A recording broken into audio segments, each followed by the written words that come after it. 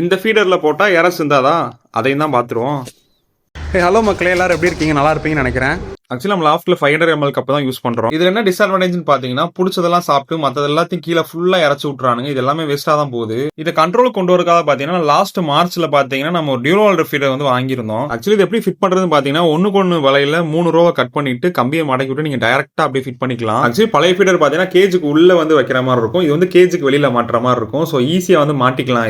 இதுதான் மாட்டினதுக்கு அப்புறம் இருக்கிற ஓவரால் வியூ வந்து. ஸோ பாக்குறதுக்கு நல்லா தான் இருந்துச்சு கேஜஸ் பார்க்க.